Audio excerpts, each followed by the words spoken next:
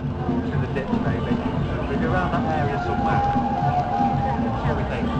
Go through here, that's what it's about.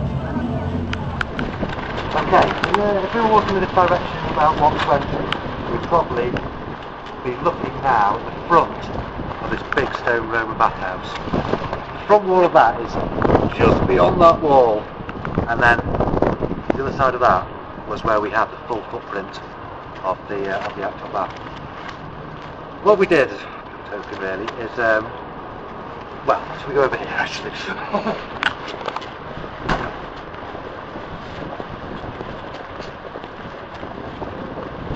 What we found was a 3 rooms, very typical of a Roman bathhouse, which had the underground heating systems, which are characterised, like I said, by these stacks of tile forming the hypocaust. We took every single little piece of that away and stored it, and it has actually come back. So all these tiles, certainly the stacks, they are all Roman. They came from the actual site. The bits on top, they are new. They're reconstructions because we didn't find any. Also, the what we call box flues that are built into the back wall. Basically, you've got little furnaces underneath, which are loads of gas and smoke. And those things are, the box flues actually act as spents or chimneys. We found a few fragments of those, but interestingly, not very many. Now this is one of the fascinating things about this bathhouse. It was huge, it's built same size as this, stones like this. Some of these stones did survive, but there's very, very little of the walling left.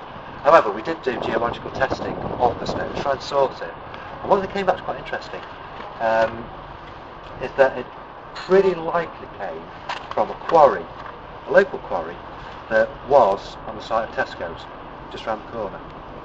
Because there was certainly a quarry there in the 19th century, and the stone there is an exact match for the stones that were used in the construction of this bathhouse. That's no great surprise, I suppose. The Romans have used local material, okay. But the thing that really fascinated me is that I think it's really important to actually consider what the topography might have been like in the 2nd century, 1st century, 2nd century.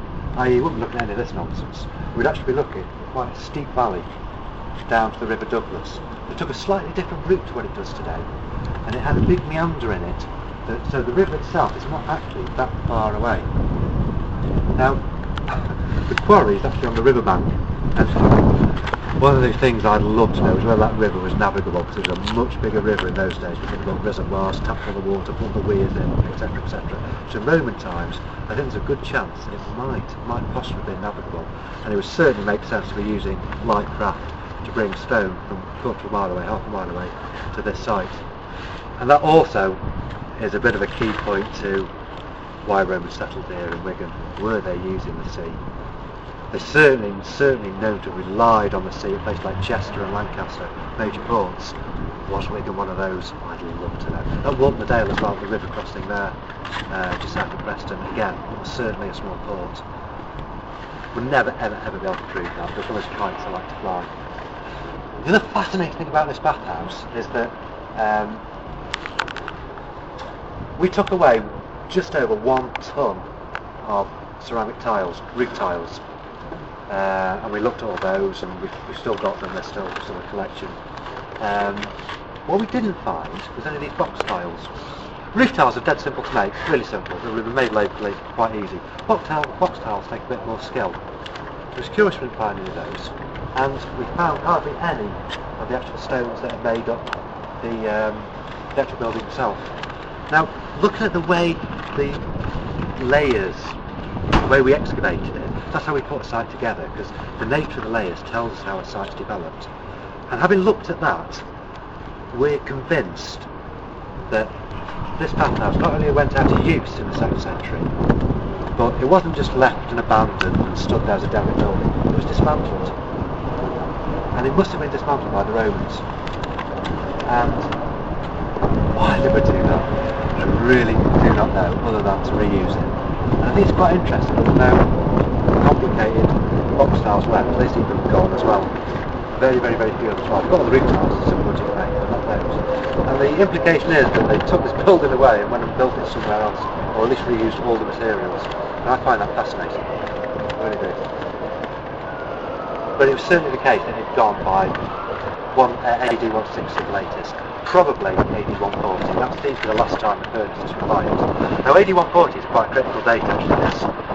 A lot, or all, the main Roman units at that date all went on the major Scottish campaign, and a lot of the forts, a lot of settlements, military settlements, are abandoned at that time. Especially in Britain, Manchester was, Lancaster was, as everybody jumped on the military bus, went to Scotland.